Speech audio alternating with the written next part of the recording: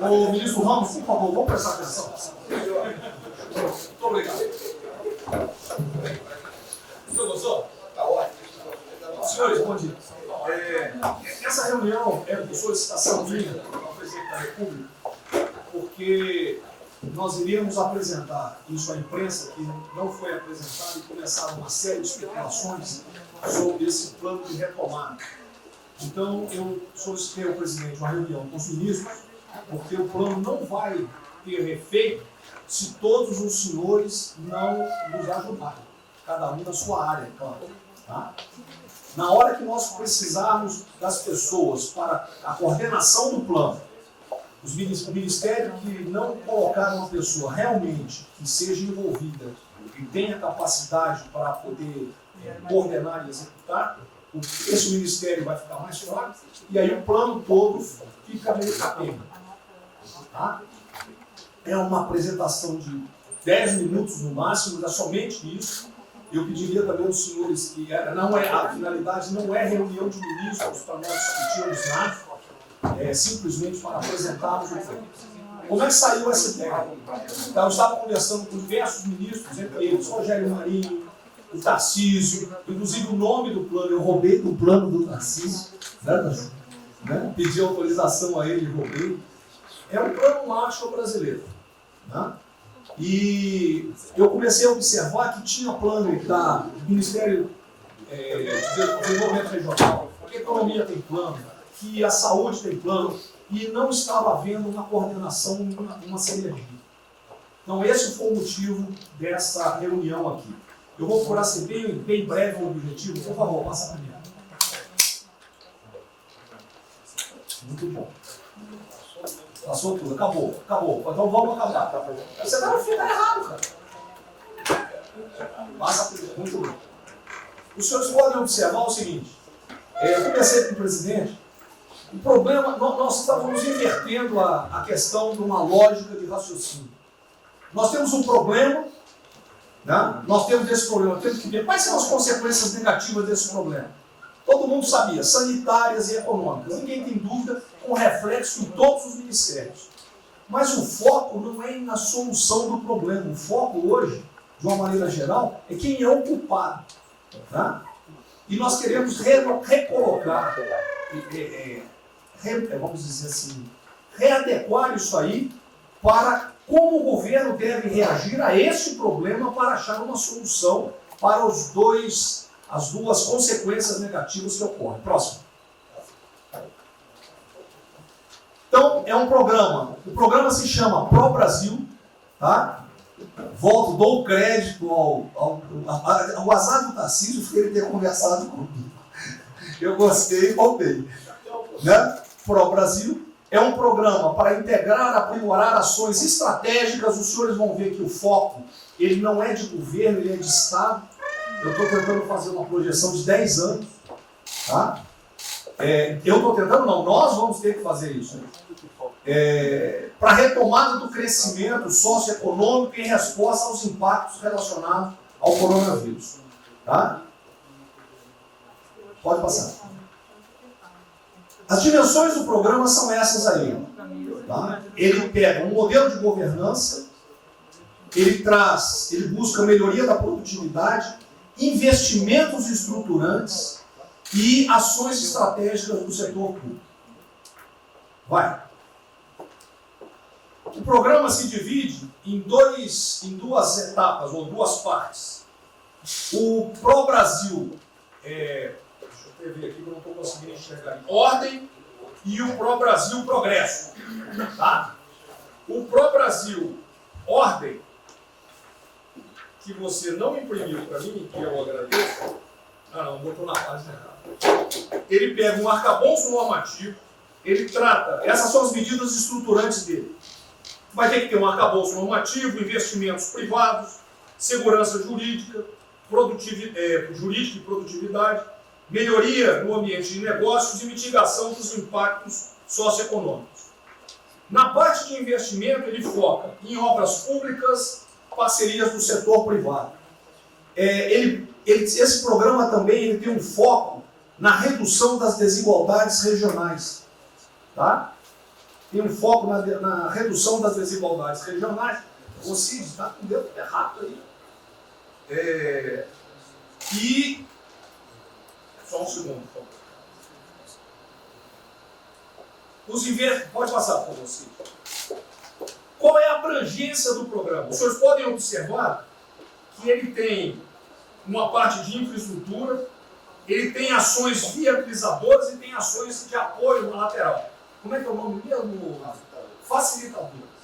Então, observe, na infraestrutura, com foco particularmente nessas obras que estão paralisadas, esses investimentos que nós estamos perdendo, que estão paralisados.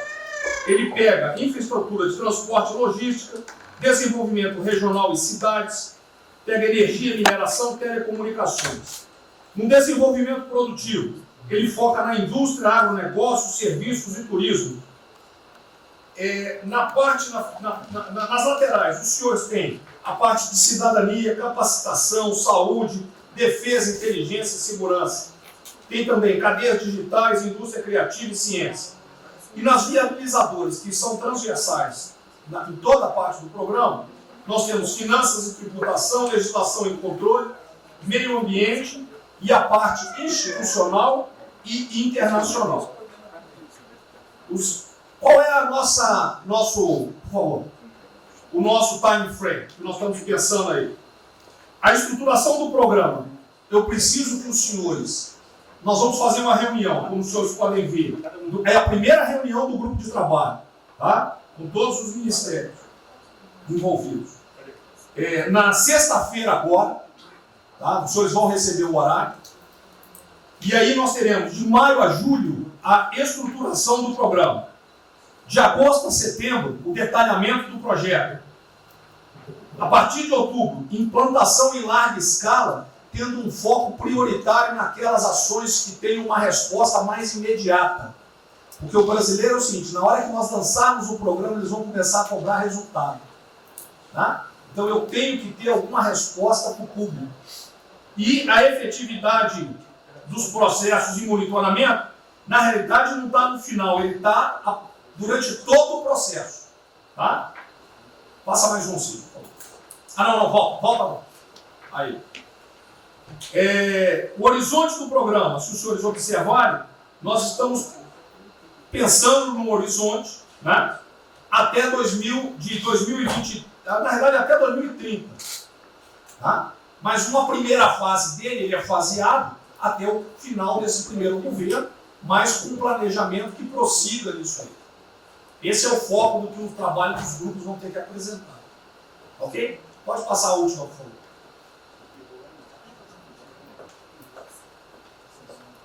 É sem som, certo? Só um layout para o senhor.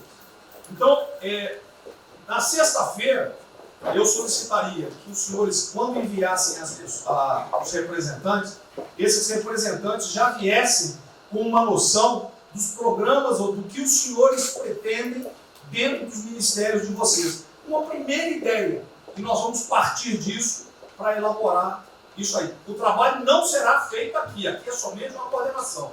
Cada ministério vai fazer e nós vamos coordenar. O presidente era só isso. Vamos dar a palavra para o Guedes, com todo respeito aos demais, acho que o ministro mais importante nessa missão.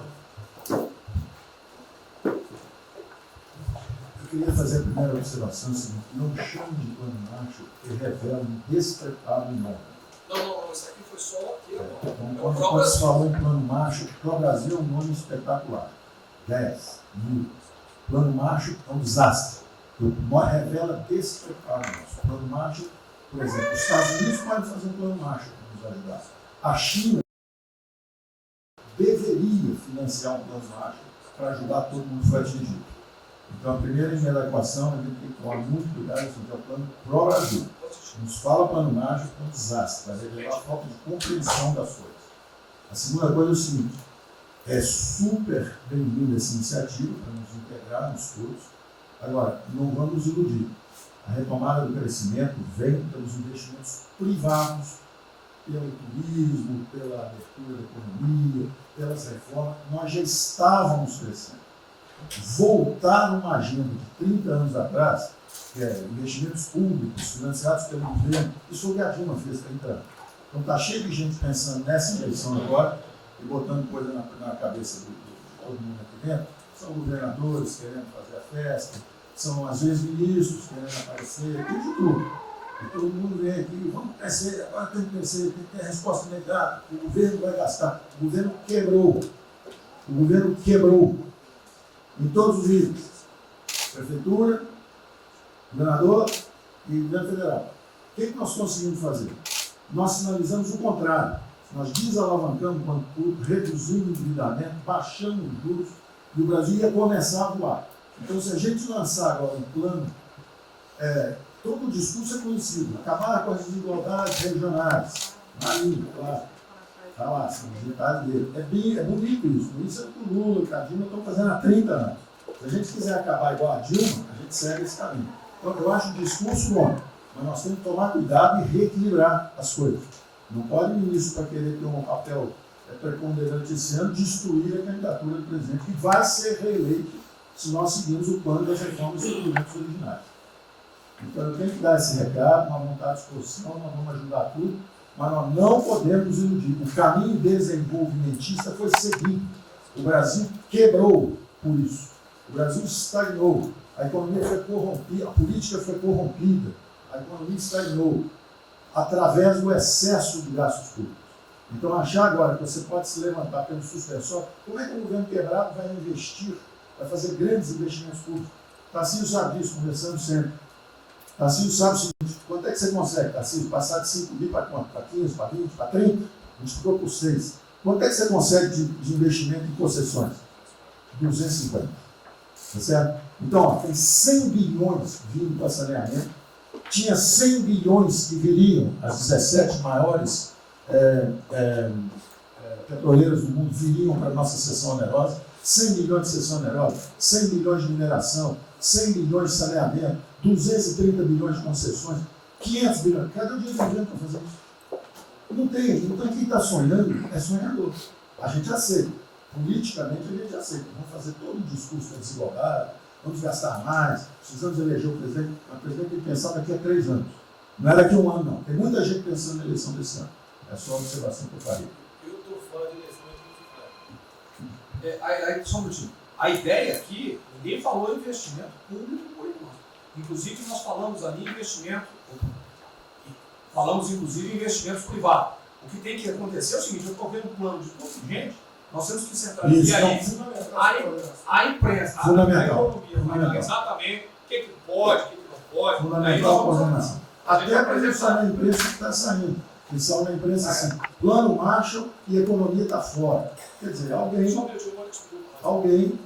foi para a imprensa e falou, vendo o plano Marshall ali, a economia está fora. Quer dizer, enfraquecer o nosso discurso num momento desse é uma tolice, é um atentado contra nós mesmos. Questão da imprensa, eu acho que eu resolvi hoje no Palácio 20 segundos. Eu não vou falar com vocês, que vocês vão deturpam, vocês inventam e potencializam. Tem que ser o papel de cada um, não pode um sair daqui no cantinho, foi mais ou menos. Não pode falar nada, tem que ignorar esses caras, 100%. Senão a gente não vai para frente. Tem que estar sendo pautado para esses pulhas. O tempo todo jogando um contra o outro. É Pedro Cristina contra mim. Não pode jogar Pedro Cristina, joga contra mim. O tempo todo. Tá? Então, se a gente puder falar zero com a imprensa, é a saída. Bom, eu vou ser muito rápido aqui, general. Primeiro, parabéns. É fundamental esse processo de coordenação e de centro de governo. Nós precisamos ter isso cada vez mais aprofundado e com melhor qualidade. Segundo, eu quero, não precisa, mas eu quero me somar a essa visão do ministro Paulo Guedes, porque vamos lá, nós recebemos o governo com 36 mil obras paradas. Oriundas da onde? Do pátio. Só para lembrar. O Abraão tem não sei quantas mil creches. 3 mil creches paradas que somam nessas 36. Então, o que nós trouxemos para o Brasil e como é que nós Começamos o ano, e eu vou lembrar, presidente, o senhor sempre disse, é muito triste ver um brasileiro chegar no exterior e ser recebido com o manto da desconfiança. Pois nós passamos, Paulo Guedes, o ano todo, Tarcísio, Tereza, Bento, o nosso ministro Marcos Pontes e outros, andando pelo mundo e fazendo o quê? Vendendo o Brasil. Terminamos o ano, lembra do número, 482 bilhões de investimentos para os próximos 20 anos. Uma boa parte, mineração, petróleo e por aí vai. Recebemos 90 bilhões de bônus de outorga. Nós temos 10 bilhões de dólares do governo da Arábia Saudita que precisa definir onde é que vai votar. Mas o príncipe autorizou. São 50 bilhões de reais. A dinheiro de ouro. Então, eu tenho convicção de que nós temos que continuar fazendo o que a gente vinha fazendo. Ou seja, aprofundando a participação da sociedade. Nós temos uma coisa emblemática de que a lei da liberdade econômica, pela primeira vez na história do Brasil, desde que o Brasil é Brasil, o cidadão diante do Estado tem razão até que o Estado prova ao contrário. Foi isso que fez os americanos, que há 200 anos atrás eram muito mais pobres do que nós, ser muito mais ricos do que nós. Então, o aprofundamento são sim das reformas, é sim ousar e ter uma reforma tributária que baixe o imposto no Brasil, reduz a carga tributária, estou falando sério. A gente nunca discutiu isso entre nós, mas isso tem que caminhar para isso. Por quê? Porque aí nós damos fôlego à iniciativa privada para que ela faça o que tem que fazer e nós vamos ser mediadores desse processo. Apenas. E sinceramente, eu acho que todo o nosso esforço nos próximos dias tem que ser como é que nós mantemos a nossa linha, porque nós terminamos o ano, ministro Ernesto, ministro Tarcísio. O senhor foi recebido na Federação das Indústrias Alemãs com um slide que mostrava a 163 os caminhões atolados e a 163 pavimentado. E o presidente que coordenava aquele momento, eu estava lá me aguardando, voltando da Rússia, disse ao senhor, o que vocês brasileiros fizeram que nós não acreditávamos que vocês recuperaram a confiança e estão fazendo tantas transformações. Então, presidente, só para concluir, 100% nessa linha, mas que a gente não perca o foco original, porque por onde a gente estava caminhando, nós recuperamos a confiança externa e externa. Fomos acometidos de algo muito grave, que é uma doença, e que foi levado ao paroxismo da histeria, o que serve ao interesse de muitos, os mais variados, eu não vou aqui detalhar. Mas, sinceramente, temos que rapidamente voltar ao que nós estamos fazendo, porque nós estamos no caminho certo, e a prova disso é que todo mundo voltou a olhar o Brasil como esse. Bom, eu vou partir do princípio que todos que estão aqui são bem intencionados e querem bem do Brasil. Então, nós temos a teoria da conspiração de que ninguém quer solapar os alicerces da República nem abalar a administração do presidente Bolsonaro. E quero lembrar a todos que não existem verdades absolutas. Por favor, vamos refletir. O que está acontecendo hoje no mundo não tem parâmetros nos últimos 100 anos. O que está acontecendo hoje no mundo vai permitir, de acordo com a FMI, que foi a previsão de uma semana atrás, de uma diminuição de quase 3% do PIB mundial, no caso do Brasil, de mais de 5%. Não tem parâmetro. Em situações extraordinárias, remédios extraordinários de forma circunstancial. Isso não significa que nós tenhamos a necessidade de implantarmos uma política permanente. O ministro Braga Neto, na sua apresentação, ele estabelece, inclusive, um limite temporal e deixa claro que é uma política de Estado. O que eu peço é que nós tenhamos aqui as mentes abertas, e que os dogmas, quaisquer que sejam eles, sejam colocados de lado nesse momento. Porque os governos do mundo, certamente, têm a capacidade de entender o que está se passando. Eu tenho visto governos extremamente liberais preparando programas de reconstrução levando em consideração a necessidade de que o Estado Nacional passe a ter um papel diferente como tomador de risco nesse momento em que há uma queda abrupta da liquidez. O ministro Onyx fala com muita propriedade da Arábia Saudita dos 10 bilhões de dólares. É bom lembrar, está aqui o ministro Bento, que está se pagando para se retirar petróleo do mundo. Os países vão utilizar suas respectivas liquidez para resolver os seus problemas de infraestrutura e de retomada das suas economias. Nós temos que ter segurança jurídica, respeito a contratos, capacidade de alavancar recursos privados com a inversão de recursos públicos, sim. É bom lembrar que eu tenho ouvido falar, não sei se é verdade, depois vai colocar na ponta do lápis, que a gente pode chegar a 600 bilhões de reais esse ano de ajuda a empresas e a pessoas físicas. Recursos do governo federal, fruto de endividamento do governo, desse governo, que vai terminar o ano com um déficit 4, 5, 6 vezes maior do que estava precificado no início do ano. Caiu um meteoro sobre as nossas cabeças. Então, por favor, nós não podemos começar a discussão com verdades absolutas e com dogmas estabelecidos ao longo de 100 anos, em função de uma catástrofe que se abateu sobre o mundo, que os governos de todo o mundo estão se debruçando sobre o assunto, entendendo que muda o papel do Estado. Senhor presidente,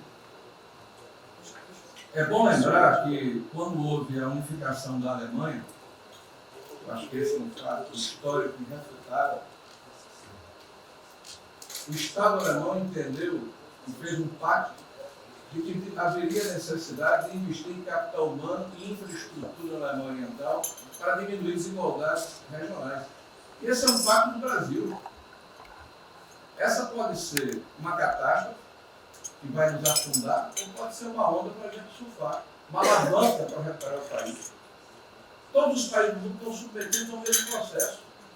Vai depender da nossa capacidade de termos uma opção clara de que forma vamos sair desse problema. Se vamos gastar 600 bilhões de reais para resolver uma situação que é emergencial e todos reconhecemos que é necessária, e darmos segurança à população, no caso alimentar, para evitarmos o caos, para diminuirmos a mortandade das empresas, tudo bem, está correto, essa é a boa direção. Por que não 5, 6, 7% desse total, 10% desse total, em obra de infraestrutura?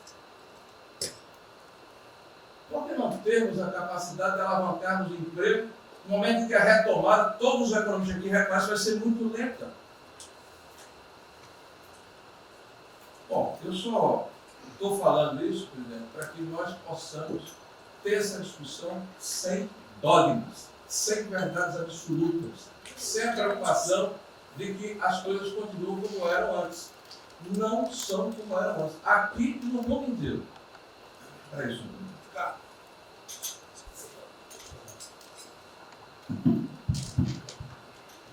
Nós temos a possibilidade, nesse momento que a atenção da imprensa está voltada quase que exclusivamente para o Covid, e daqui a pouco para a Amazônia, o general Mourão tem feito os trabalhos preparatórios para que a gente possa entrar nesse assunto da Amazônia um pouco mais calçado, mas não é isso que eu quero falar. A oportunidade que nós temos, que a imprensa não está nos dando um pouco de alívio nos outros temas, é passar as reformas infralegais de desregulamentação, simplificação, todas as reformas que o mundo inteiro, nessas viagens que se referiu ao Mix, certamente cobrou dele, cobrou do Paulo, cobrou da Tereza, cobrou do Tarcísio, cobrou de todo mundo. Da segurança jurídica, da previsibilidade, da simplificação. Essa grande parte dessa matéria, ela se dá em portarias e normas dos ministérios que aqui estão, inclusive o de meio ambiente. E que são muito difíceis, e nesse aspecto acho que o meio ambiente é o mais difícil de passar qualquer mudança infralegal em termos de instrução normativa e portaria, porque tudo que a gente faz é pau no judiciário, no dia seguinte. Então, para isso precisa ter um esforço nosso aqui, enquanto estamos nesse momento de tranquilidade, no aspecto de cobertura de imprensa, porque só fala de Covid, e ir passando a boiada.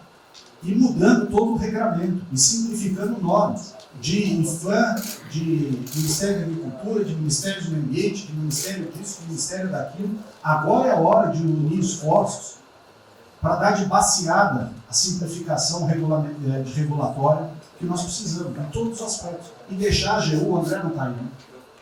E deixar a AGU de stand-by para cada pau que tiver, que vai ter.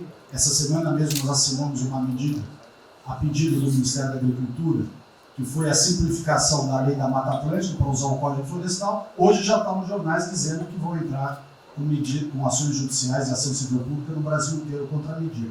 Então, para isso, nós temos que estar com a artilharia da AGU preparada para cada linha que a gente avança.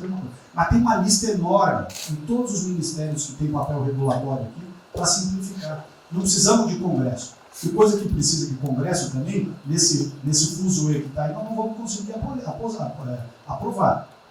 Agora tem um monte de coisa que é só parecer, caneta. Parecer, caneta. Sem parecer também não tem caneta. E dar canetada sem parecer é cana. Então, isso aí vale muito. Não tem as inteligências das coisas mais que não tem informações. A BIM tem seus problemas. Tem algumas informações. Só não tenho mais porque está faltando, realmente, temos problemas, aparelhamento, etc. A gente não pode ver essa informação. Quem é que nunca ficou atrás da porta ouvindo que seu filho ou sua filha está comentando? Tem que ver depois que ela engravida, não adianta falar com ela mais. Tem que ver antes. Depois que o moleque encheu os cornos de droga, não adianta mais falar com ele, já era. A informação é assim. Eu estava vendo, estudando esse fim de semana aqui, como é que o serviço chinês secreto trabalha nos Estados Unidos. Qual a preocupação nossa aqui? É simples o negócio. Não deve falar publicamente. Deve falar como? Está todo mundo vendo o que está acontecendo?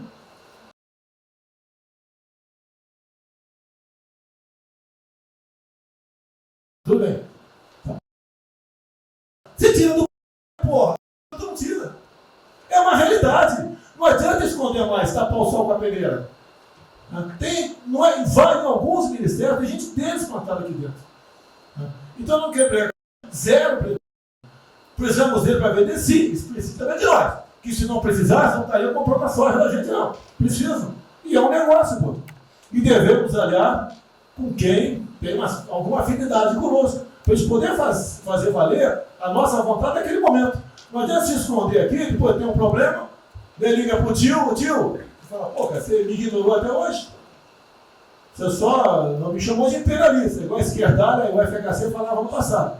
No resto, agora não dá mais. Então essa é a preocupação que temos que ter, a questão estratégica, que não estamos tendo. E me desculpe, o serviço de informações nosso, todos, são uma vergonha, que eu não sou informado. E não dá para trabalhar assim, fica difícil. Por isso, vou interferir. E ponto final, pô. Não é ameaça, não é extrapolação da minha parte, é uma verdade. Como eu falei, né? Deus ministério dos senhores, o poder de veto. Mudou agora, tem que mudar. E eu quero realmente governar o Brasil. Nós precisamos de todos aqui, como disse o Marinho, né? O mesmo aqui, o mesmo guarda. Se alguém cavar o cavalo no porão aqui, vai todo mundo pro saco aqui, vai todo mundo morrer afogado. Então é isso que a gente precisa, é pensar além do que tem que fazer internamente aqui. Quando eu explodi em metro, conversei com o Paulo Guedes. Desculpa a linguagem, é uma putaria em metro. Trocar tacógrafo, trocar taxímetro, botar chip na bomba de combustível, putaria, igualzinho tomar 3 pilos. Tá muito bem agora, precipitou porrada. Botou um coronel. O coronel foi mais pelo hino. Eu ia botar um coronel, você vai ter uma formação. Tá? E assim nós devemos agir. Como estava discutindo agora, IFAM, né? Está lá vinculado à cultura. Eu fiz a cagada em escolher, não escolher uma pessoa que tivesse também outro perfil. Uma excelente pessoa que está lá, tá? Mas tinha que ter outro perfil também. IFAM para qualquer área do Brasil. Compara com o Luciano Hang. Encontra lá um cocô petrificado de índio, para a obra. O que tem que fazer? Alguém no IFAM que resolve o assunto. E assim nós temos que proceder. E assim, cada hora, como eu falei da Tereza Cristina, que mudou a questão normativa, revocou a questão normativa, ajudou 400 mil pessoas no Vale do Ribeira, parabéns. Assim são outras decisões. A questão de armamento, tá? as questões de... por quê? Espera aí. Senhor ministro da Justiça, por favor. Foi decidido há pouco tempo que não podia botar algema em quase ninguém. Por que estão botando algema em cidadão que está trabalhando, ou mulher que tem praça pública, e a justiça não fala nada? Tem que falar, pô! Vai ficar quieto até quando? Ou eu tenho que continuar me expondo? Tem que falar, botar para fora, esculachar. Não pode botar algema. Decisão do próprio Supremo. E vão ficar quietos até quando? Fica humilhando o nosso povo, porque isso está crescendo. O pessoal fica apontando para mim, votei em você para você fazer alguma coisa. Votei em você para você tomar decisões, para você brigar. E é verdade. Eu estou me lixando com a reeleição. Eu quero mais que alguém seja eleito, se eu vier candidato, tá? Eu quero ter paz no Brasil, mais nada. Porque se for na esquerda, uma porrada de vocês aqui tem que sair do Brasil, que vão ser presos. E eu tenho certeza que vão me condenar por homofobia, 8 anos por homofobia. Ele inventa o racismo, como inventaram agora por Von Traub. Desculpa usar a puta que eu pariu. O Von Traub pode ter falado uma merda do mundo, mas racista. Vamos ter que reagir, pessoal. É outra briga. Tem que ser um governo com altivez. Se expor, mostrar que nós temos o povo do nosso lado. Que nós somos submissos ao povo. Nós queremos realmente, é como disse, se não me engano, Margaret Thatcher, né? O Reagan, não sei, para ser conduzido pela porra brasileira, ponto final. Onde o povo está, vamos estar juntos. Eu não convidei ninguém para ir para frente do Forte Apache. Ninguém, zero. Estava na casa do meu filho, fiquei sabendo, vou para lá. A empresa está falando agora que não sei, 2 ministros militares aí não aceitaram o meu convite. O dia que ou eu convido o ministro para o churrasquinho em casa, eu pago a missão. Eu vou pagar a missão. A missão foi absurda, o ministro falou, tchau, estou fora. Tá certo? Ou vai e fica puto, mas vai, pô. E jamais eu vou pagar uma missão escrota para quem quer que seja. Nem um quartel fazer isso com o recruta, nem um quartel. Tá certo? Quem tirar o nosso convívio aqui, que é muito bom, partir para essa linha. Não estamos em desespero, nós estamos bem. Não somos acusados de desvio, de corrupção, nada, está zero. Temos problema pela frente. Vamos tentar solucionar. Eu tenho conversado com vários ministros. E vamos solucionar. Porque o destino do Brasil está na mão desse grupo privilegiado que está aqui. E eu não seria nada sem vocês. Vocês não seriam ministros sem eu. Duvido. Dificilmente eu tenha sido ministro se tivesse Haddad aqui. Eu duvido. Podia aceitar por alguns dias, né? Depois ver a sacanagem que ia ser. Não ia ser diferente do que foi os 2 anos anteriores do PT. Né? Ia pedir para sair. Então, um apelo para vocês. Todo mundo se preocupa com o futuro do Brasil, com a questão política. Criticar o ato de uma pessoa ou outra não é criticar o Congresso ou de criticar o Supremo Tribunal Federal. Quem não ficou revoltado, o Moro ficou revoltado com a liberdade desse pessoal. Por causa de vírus, botou esse estuprador para fora. Imagina ter estuprado uma filha nossa, um filho da puta desse posto de liberdade. Nós temos que colocar no lugar dessas pessoas, desse pai que tem a filha estuprada, e os vagabundos foi posto na rua. Com a decisão, foda-se quem seja, tem que jogar pesado em cima disso. Não é um desabafo, pessoal, é uma realidade. O nosso barco está indo, mas não sabemos ainda, no momento, dado o último caso, vírus, para onde é nosso barco. Pode estar indo em direção ao iceberg. A gente vai para o fundo. Então vamos se ligar, vamos se preocupar. Quem de direito se manifesta com altivez, com palavras polidas, tá? Mas tomar uma posição. Porque não pode tudo, veio para a minha retaguarda, tudo. Tá? E vocês têm que apoiar junto comigo. Logicamente, quando tiver motivo para apoiar. Ou motivo para bater.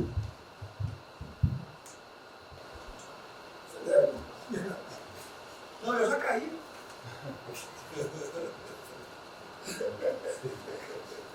Já foi ministro Moro que falou. A sequência aqui é o seguinte: ministro Moro, Montezano, o Nelson e o Paulo Guedes. Aí eu pediria só aos senhores que fossem em pé. Você também. Paulo Guedes quer uma política e quer cobrar os salários. Depois do Moro. Bem, a primeira questão do plano ali que foi apresentado, fica aqui o registro do elogio, certo que ele tem que ser preenchido aí nos detalhes, existem as questões econômicas a ser resolvidas lá pelo Ministério da Economia, a ser trabalhado também com as outras áreas econômicas.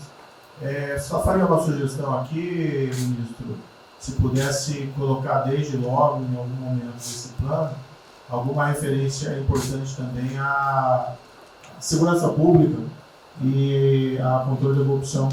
Foram 2 temas centrais, né, nas últimas eleições, e são 2 temas que, embora, claro que o plano vai ficar sujeito aí ao detalhamento necessário, mas acho que é importante ter uma referência inicial para não parecer que nós estamos descurando desses aspectos específicos. Nós não entramos em detalhes, porque isso aqui, o senhor viu que todos os ministérios praticamente responderam, isso aí para mim viria no detalhamento do ministério, mas eu acho que politicamente cabe.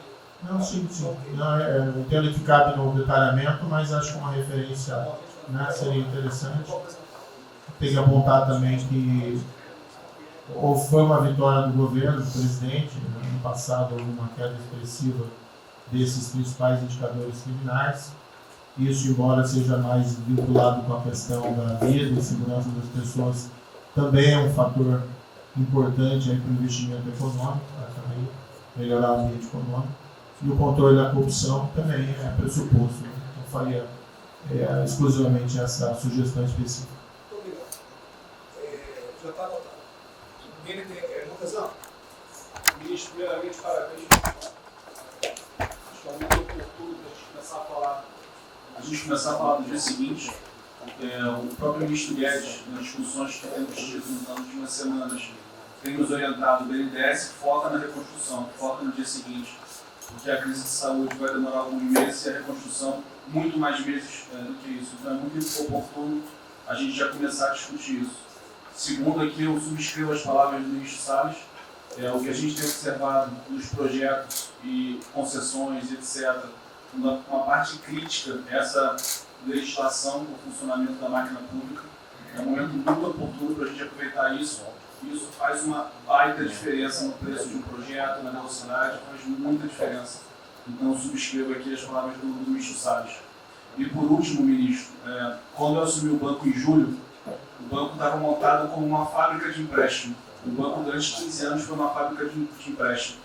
De julho até hoje, a gente fez uma reestruturação completa do banco, montando o que eu acredito hoje ser já o maior banco de investimento do Brasil em pessoas, e um banco de investimento de serviços focado em planejamentos econômicos setoriais e estruturação de projetos. Tá? O banco já está atuando dessa forma. Temos um vasto conhecimento setorial, um vasto conhecimento de planejamento, já está rodando a contento, e esse BNDES de hoje se parece muito mais com o BNDES de 20 anos atrás. Era o BNDES que planejava e estruturava esses projetos no Brasil. Então, eu queria colocar aqui à sua disposição, que nos use, estamos a serviço. Então, o que o senhor achar adequado e razoável, tanto no fornecimento de informações, mas como também nesse planejamento, na coordenação, temos já um modo operandi, uma estrutura que é plug and play. Se o senhor quiser usar, já está pronta para rodar para esse tipo de mapeamento e estruturação de projeto. Então, por favor, sinta-se tenha vontade de nos usar integralmente aqui na coordenação desse projeto, caso o senhor entenda adequado. Tá? Tiago. Nelson. Bom, estou chegando aqui, então é importante que eu coloque para você como é que a gente vai trabalhar.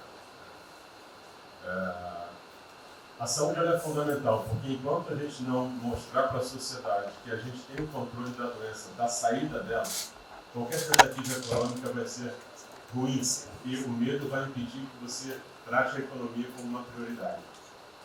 Então, controlar a doença hoje é fundamental. E controlar a doença não significa que a gente vai curar a doença em uma semana, mas que a gente não é um barco à deriva e que a gente tem uma estratégia para trabalhar essa doença.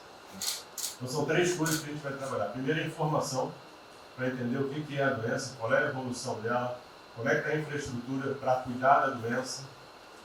Porque um dos grandes problemas que a gente tem hoje, se a gente olhar o Brasil hoje, ele é um dos melhores países em número em relação à mortalidade. O que assusta é você ver que o hospital não consegue atender, a gente no frigorífico, a gente está abrindo cofre em algum lugar para enterrar, e isso traz medo. E o medo impede que qualquer outra atividade tenha sucesso. Porque enquanto isso não for sanado, o restante vai ter muito pouca chance de ser comprado pela sociedade. A segunda coisa é estruturar a operação de cuidado. Então a gente vai investir em logística, vai investir na parte de compra e tentar melhorar o processo. Por quê? Porque se eu tiver os hospitais funcionando, eu vou ter os pacientes tratados, eu não tenho a sensação da crise, o medo melhora e o restante pode entrar. E a terceira coisa é a gente deixar claro um programa de saída do isolamento e do distanciamento. Não é que vai sair amanhã, mas eles têm que ter um planejamento. Porque aí a gente realmente mostra que a situação está na nossa mão. Pode ser que demore um pouco, mas a gente está controlando esse processo, que a gente não está sendo um barco para deriva. Então, basicamente, eu queria falar para vocês, essa é a forma como a gente vai tratar, e a gente vai estar interagindo com todos os ministérios que forem necessários, para que isso aconteça da forma mais rápida possível. Basicamente é isso, é um prazer ter aqui com vocês. Ontem eu liguei para o diretor-geral da Polícia Rodoviária Federal. Chegou ao meu conhecimento uma nota que era dele sobre o passamento de um patrulheiro. E ele enfatizou que era por 2019. Eu liguei para ele, por favor. O que mais? Ele era obeso, era isso, tinha comorbidades. Mas ali na nota dele só saiu o código 19. Então, olha, tá, aquele direito do respectivo ministério pode botar código 19. Mas bota também, fibrose, um montão de coisa. Não tem esse negócio, tem um montão de coisa lá. É exatamente para levar um medo à população. A gente olha, morreu um sargento do Exército, por exemplo. A princípio é um cara que está bem de saúde. Né? Um policial federal, né? Seja lá o que for. E isso daí não pode acontecer. Então, pede esse cuidado com os colegas, né? A quem direito do respectivo ministério, que tem alguém encarregado disso, né? Tomar esse devido cuidado para não levar mais medo ainda para a população. Você perguntou em relação a ele, perguntou quanto tempo levaria para mostrar o plano, alguma coisa. Eu acredito que. Não, nós já conversamos hoje. Não, nós já conversamos hoje sobre isso. O COP está montando junto com a saúde. Tá? Eu não posso dizer. A gente está trazendo recurso para poder acelerar esse processo, porque na verdade a gente está correndo muito tempo. Enquanto a gente não conseguir controlar a percepção que a gente hoje tem condição de cuidar das pessoas, vai ser difícil. E o problema da doença é que você pega um sistema que, se você falar em eficiência, os hospitais têm que ser eficientes. Então, quando você fala em eficiência, você vai quase no limite do cuidado. Você não tem sorte, você não tem gordura. Quando você pega uma doença que chega, que é muita gente ao mesmo tempo, você não consegue ter agilidade para preparar o sistema para cuidar dela. E a gente tem um problema adicional que a gente tem que tomar cuidado, que é o seguinte: como você tem os hospitais com pouca, você tem muita gente falando de Covid, os hospitais estão diminuindo muito o atendimento, o que significa que eles vão ter problema financeiro. Se isso prorroga, esses hospitais vão ter cada vez mais dificuldade, você vai poder ter um hospital mais sucateado, um hospital fechado. O que está acontecendo hoje? Vamos botar em números hoje. A gente tem 4 milhões de pessoas hoje com a Covid. O Brasil hoje tem 212 milhões de pessoas. Tem 208 milhões que não estão tendo a atenção necessária. Você tem câncer, cardiovascular, isso tudo está represado, a demanda é reprimida.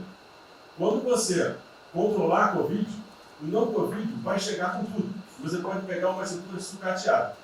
Aí você vai transferir o problema de primeiro, que vai ser o medo da Covid e o medo da não Covid. Então a gente tem que estar preparado para isso tudo. Então não é só trabalhar o curtíssimo prazo, a gente tem que preparar para essa segunda fase que vai chegar também.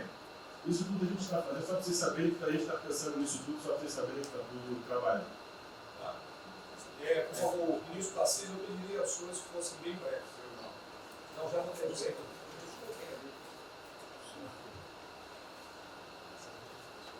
Só para louvar a iniciativa, acho que é importante essa coordenação da Casa Civil. Tenho certeza que é o que a sociedade espera isso de nós. A boa notícia é que a gente vem conversando com os investidores, eles estão interessados no nosso programa de concessão. Claro que a gente vai ter que ajustar alguma coisa nos projetos em função da percepção do nível de risco. E a gente vai fazer isso calibrando taxa de retorno, monitorando melhor agora a questão da demanda, né, reestimando a demanda nos projetos, mas a gente tem certeza que os projetos vão sair. Qual o cuidado que a gente tem que ter? A gente fala em 250 bi de investimento, só que concessão funciona o seguinte: o que a gente contratar agora vai gerar investimento em 2023, 2024. Não é imediato. E a gente vai precisar de fazer alguma coisa imediata. E aí tem que ter a inteligência, porque também não adianta. Isso, pô, me dá lá 30 mil por ano. Eu não vou gastar, eu não vou usar. Eu não vou ter condição de fazer, de usar isso. Né? Porque nos períodos altos, lá que a gente executou mais, a gente consegue ali ter uma capacidade operacional de executar 3, 14 não há aqui. E a gente já tem muito orçamento. Então, no final das contas, a gente fazendo as contas e vendo o que nós já temos de projeto pronto, o que é necessário, que agrega valor imediato. É um princípio Maranhão lá, que leva a safra para o Porto de Itaqui, que se acabou. Ali eu posso fazer uma intervenção imediata. E do que a gente vai falar? Eu estou falando de pegar os 8 que a gente tem e agregar mais 3, mais 4. É essa aqui. Eu acho que isso é realmente necessário para gerar emprego, para dar a resposta que a sociedade está querendo e conjugando isso com o investimento privado. As duas coisas têm que andar juntas, né? E aí nós vamos dar um bom retorno. A gente está vendo o esforço que o BNDES está fazendo, a gente está fazendo um trabalho magnífico, trazendo o banco, trazendo o privado, o sindicato de bancos, para assumir uma responsabilidade que é deles também. O Banco Central injetou um monte de liquidez aí no sistema, para o dinheiro não ficar empossado, e aí preservando o caixa para atuar, né, nesses projetos de infraestrutura que vai ser fundamental. Então, eu acho que é essa linha que nós precisamos ter, né? E tivemos aí 2 caras aí na história recente que pegaram terra arrasada e entraram para a história. Um foi o Roosevelt, o outro foi o Churchill. O terceiro vai ser o Bolsonaro.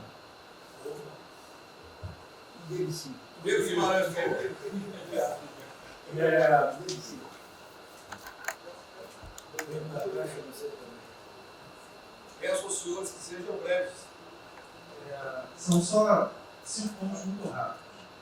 Primeiro, presidente, o maior programa da história do mundo de inclusão social, digital, que nós estamos fazendo nesse governo, pessoas que tomavam dinheiro a 25% ao mês. Quer dizer, todos os ladrões lá, PT, PMDB, PSDB, aquela ladroagem toda, 25% ao mês. E ninguém se indigna. Esse governo se indignou, o governo dos liberais. Então, assim, acho que a gente está com problemas narrativos. Hoje de manhã, por exemplo, o pessoal da Band queria dinheiro. O ponto é o seguinte: vai ou não vai dar dinheiro para Bandeirantes? Ah, não vai dar dinheiro para Bandeirantes? Passei meia hora levando porrada, mas repliquei. E falei: olha, vocês estão em casa? Eu tenho 30 mil funcionários na rua.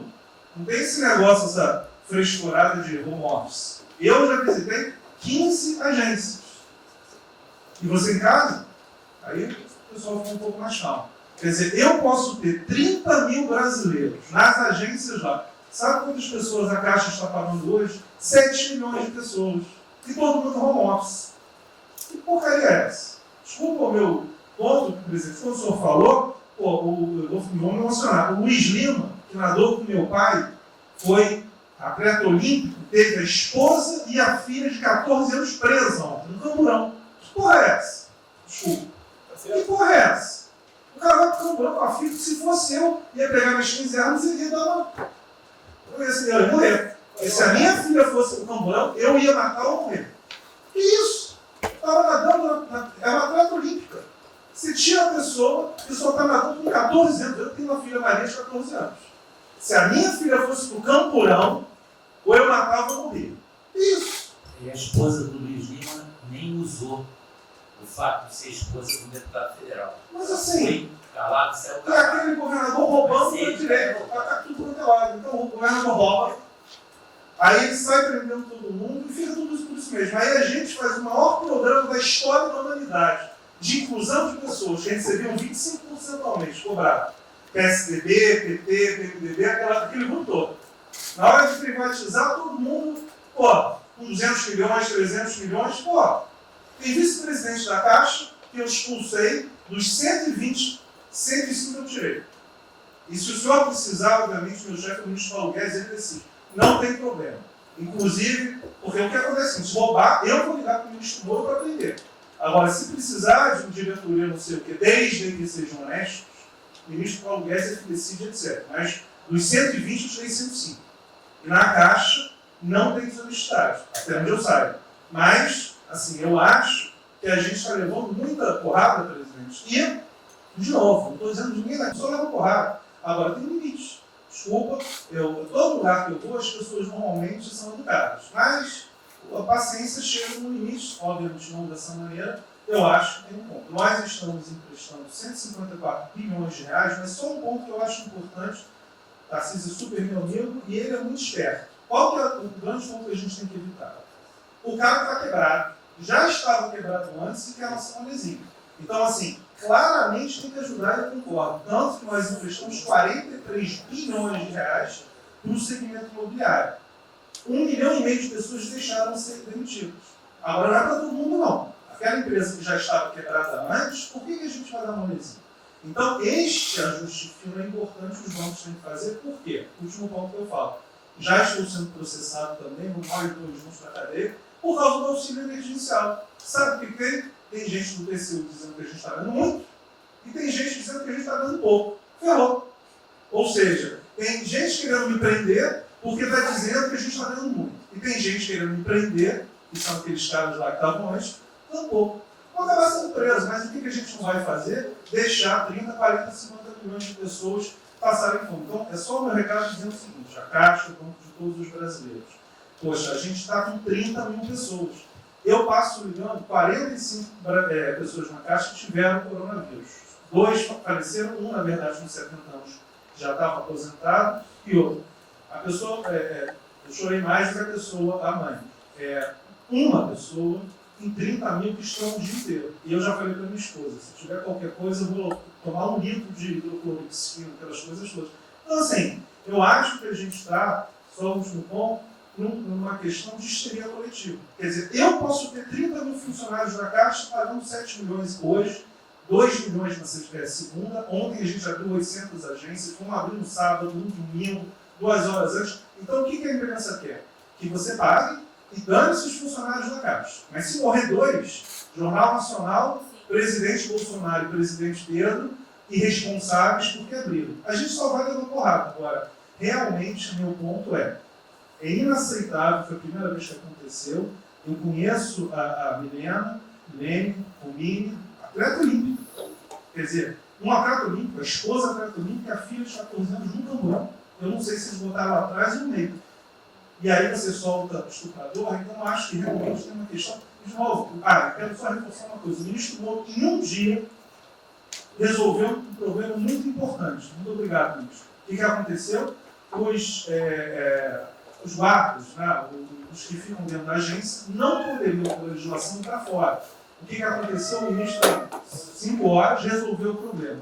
Então, nos próximos 90 dias, os atendentes da Caixa Econômica Federal, os guardas, vão poder ir para fora para ajudar a fila. Ou seja, tem uma fila, tem 250 agências e tem 500 pessoas na fila. E aí, com a ajuda do ministro Moro da Polícia Federal, eles emitiram uma portaria. Então, só para finalizar, quero agradecer o ministro. Só um registro aí, até foi fácil de resolver, foi a Polícia Federal que resolveu. Ministro Ernesto, por favor. Volta a pedir que seja Obrigado.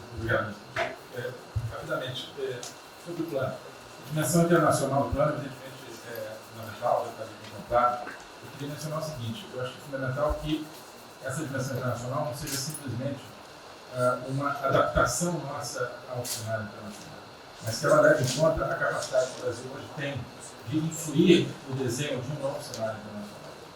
Eu estou cada vez mais convencido que o Brasil tem hoje as condições e a oportunidade de se sentar na mesa de 4, 5, 6 países que vão definir a nova ordem mundial. Um dia, na conversa do presidente com o primeiro-ministro, o indiano disse que vai ser tão diferente o pós-coronavírus, o pré, quanto o pós-segunda guerra, o pré. Eu acho que é verdade. E assim como houve um Conselho de Segurança que definiu a ordem mundial, 5 países depois da Segunda Guerra, vai haver uma espécie de novo Conselho de Segurança, e nós temos dessa vez a oportunidade de entrar nele e acreditar na possibilidade do Brasil influenciar e ajudar a formatar um novo cenário. E esse cenário, acho que tem que levar em conta o seguinte: estamos aí revendo os últimos 30 anos de globalização. Vai haver uma nova globalização. O que aconteceu nesses 30 anos? Foi uma globalização cega para o tema dos valores, para o tema da democracia e da liberdade. uma globalização que a gente está vendo agora, criou um modelo onde no centro da economia internacional está um país que não é democrático, que não respeita os direitos humanos, etc. Essa nova globalização acho que não pode ser certa. Tem que ser uma globalização, tem que ser uma estrutura que leve em conta, claro, a dimensão econômica, mas também essa dimensão da liberdade e do valor. E da mesma maneira, acho que o plano está apontando para isso, na nossa dimensão nacional, também não pode ser um plano certo para essas dimensões daquilo que nos traz, né, que traz o projeto do presidente, que é não simplesmente a eficiência, a pujança, o crescimento econômico, mas a liberdade, o combate à corrupção, a reinvenção do Brasil livre, dessas mazelas com a extensão. Obrigado. Obrigado, é o último que falou. Não é bem nada. É só vou voltar na história. Vou voltar aqui numa história breve e lembrar que no fim do governo Dilma a taxa de juros era 14,5%, a curva, mas a taxa longa era 20%. E aí quando a gente olha o que aconteceu e o que proporcionou a taxa de juros cair, é interessante, porque teve um dia, 18 de agosto, saiu uma manchete no jornal que todos os elementos apontavam que ia ter o teto de gastos. Naquele dia, a curva de juros começou a cair e foi quando depois o presidente do Banco Central anterior começou a cair os juros. Ele caiu os juros até o nível de 6,5%, estabilizou, teve a incerteza das eleições, uma incerteza do PT poder voltar, a taxa piorou. Depois, curiosamente, quando o mercado entendeu que ia ter a Previdência, foi quando abriu espaço para colocar os juros novamente. Então, a razão dos juros ter ido de 14,5%, 15%, 20% para o que está hoje foi o fato da sociedade e do mercado ter entendido que o governo ia ter disciplina em relação às contas públicas. Isso a gente não pode esquecer. Tá? Me permite, Roberto, você está dizendo aí que não só a Selic, tem como a taxa longa, nós devemos basicamente a PEC do teto, é isso? Isso. Estou dizendo exatamente isso. E depois também a Previdência. Então, dito isso, eu acho que é importante a gente passar essa mensagem. Um outro tema só, aí em relação ao plano, 3 pontos só que eu acho importantes. A gente tem feito reuniões entre os banqueiros centrais de vários países do mundo quase todas as semanas. Eu acho que tem 3 pontos que são importantes. Primeiro, existe um consenso hoje que o mundo privado está com muito medo de tomar risco. Então, que não vai ter como ter uma saída rápida sem que o governo não entre de alguma forma tomando risco. Porque o mundo privado está com medo de tomar risco pelo fator medo, que é o fator que o doutor mencionou, que eu acho que é muito importante. Se amanhã você permitir todo mundo no estádio de futebol, que é um jogo, será que todo mundo vai sair de casa? Vai. Qual é o fator medo? O fator medo é interessante, porque quanto mais informação você tem, mais medo você tem, porque a mídia joga medo. Então você tem hoje uma classe mais alta que tem mais medo que a classe mais baixa, exatamente porque eles têm mais acesso à informação e a informação enviesada. Então, o primeiro ponto é esse como tomar risco. O segundo ponto rápido é um tema que eu acho que está muito crescendo também, crescendo bastante, que é a análise, que a gente chama de análise intertemporal. Quando você faz uma ajuda, quando o governo faz um gasto, geralmente acontece 2 coisas. Ou você bota fundo perdido, ou seja, esse gasto não vale nada, e aí vai ter um reflexo na economia, na taxa de juros, ou as pessoas exageram falando esse gasto vai ser um multiplicador. Provavelmente não é uma coisa nem outra. O que eu acho que falta de analisar os gastos do governo é o quanto desse gasto que eu recupero lá na frente, via preservar empregos, via manter uma empresa viva, que ia morrer. Então, eu acho que falta a análise completa do gasto. O gasto nunca é fundo perdido. Também ele nunca é muito multiplicador, ele é um meio do caminho de uma coisa e outra. E o que eu acho que falta é a análise de eu vou gastar tanto e esse gasto vai ter essa efetividade. Por exemplo, existe uma percepção do mercado que dinheiro para o governador e prefeito é dinheiro jogado fora. Pode ser que seja mentira, mas existe essa percepção hoje. E tem vários vídeos rodando por aí, que os senhores devem ter visto, de que o dinheiro vai para a prefeitura e não vai parar, porque vai em bem intangível, que é difícil de controlar. Vai em programa que você nunca tem como monitorar. Então, acho que é importante esse tema de fazer essa análise que é temporal e ver realmente qual é a eficiência do gasto. E, por último, último ponto, conversando com investidores, a gente tem feito isso, inclusive nós fizemos uma conversa, 2 bancos centrais com investidores, inclusive de infraestrutura, e o problema principal que aparece em toda a conversa no Brasil, do investidor privado, é que, no passado, toda vez que o investidor privado entrou, teve muita sacanagem. O tema da governança é super importante.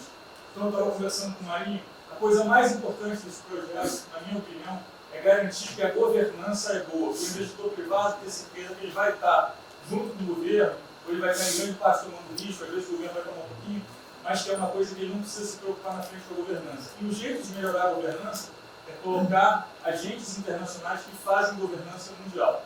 A gente conversou um pouco sobre isso, só isso. Obrigado. Obrigado. Ministra Damares, por favor. Perdão, Marcelo já falou? Não. Ministra Damares.